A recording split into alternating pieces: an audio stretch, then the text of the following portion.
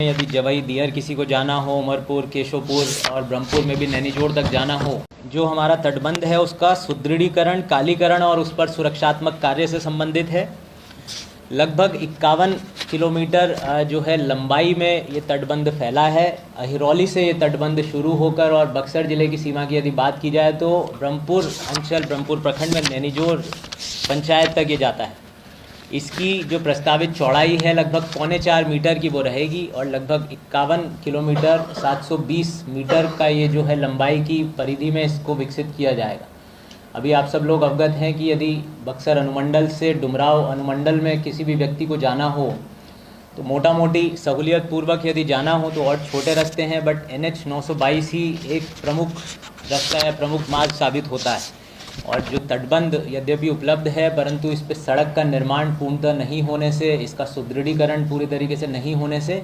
अनेक प्रकार की समस्या आती है। विशेष रूप से यदि बात की जाए तो चक्की में यदि जवई दियर किसी को जाना हो, उमरपुर, केशवपुर और ब्रह्मपुर में भी नैनीजोड़ तक जाना हो तो सीधी ये संपर्कता प्रदान करेगा। और मुझे लगता है यहाँ से यदि हम लोग बक्सर नगर से शुरू करके ब्रह्मपुर के नैनीजोड़ तक जाना चाहें तो अभी जो समय लगभग 2 घंटे का किसी भी व्यक्ति को लगता है, तो मुझे लगता है ये 45 से 50 मिनट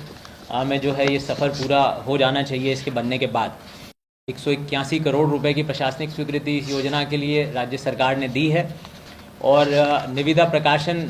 की तैयारी अब विभाग स्तर से इसमें की जा रही है।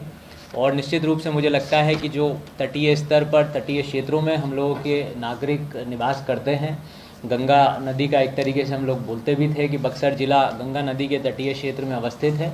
तो निश्चित रूप से न सिर्फ जो है ये तटबंध का सुदृढ़ीकरण और इस पर सड़क निर्माण का कार्य मतलब एक सुगमता पथ प्रदान करेगा, बल्कि मुझे लगता है कि उस क्षेत्र के लिए, गंगा के दियारा क्षेत्रों के लिए एक ये मतलब नए विकास के रास्ते से खोलेगा। हैं जो उद्वह सिंचाई योजना के अंतर्गत मलाई बराज योजना का निर्माण कार्य था, तो हम सब लोग जानते हैं कि जो सोन नहर प्रणाली है उसके अंतर्गत केसठ, 3 वितरणी एवं भोजपुर वितरणी का अंतिम छोर इन क्षेत्रों में पड़ता था, जो हमारे चौगाई, ब्रह्मपुर, डुमराव, केसठ और नवानगर प्रखंड क्षेत्रों के अंतर्गत हमारे कृषक बंधु होते थे। लगभग 5630 हेक्टेयर भूमि ऐसी थी जो सोन नहर प्रणाली के एक तरीके से टेल एंड पर पड़ती थी और जिसमें सिंचाई की पर्याप्त सुविधा विभिन्न कारणोंवश उपलब्ध नहीं हो पाती थी। दूसरी तरफ हम लोग ये भी जानते हैं कि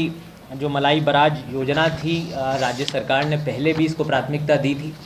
परंतु किसी कारणवश उसमें भू अर्जन की समस्या इत्यादि के चलते इसका कार्य पूरा नहीं हो पाया था। तो अब लगभग 205 करोड़ रुपए की इस योजना के अंतर्गत भी जो है स्वीकृति दी गई है, विभाग ने किया है। अब बैराज के पास ही एक पंप हाउस का निर्माण करके पानी को लिफ्ट करके उसके माध्यम से सिंचाई की सुविधा दी जाएगी। अब इसमें जो भू अर्जन जो एक मुख्य समस्या इस योजना में आ रही थी, उसके लिए एक वैकल्पिक रास्ता विभाग स्तर से सोचा गया है और जो है इस तरीके से अब कार्रवाई होगी। इसमें पंप हाउस का निर्माण होगा और उसके माध्यम से सिंचाई की व्यवस्था कृषकों के लिए उपलब्ध कराई जाएगी। तो इस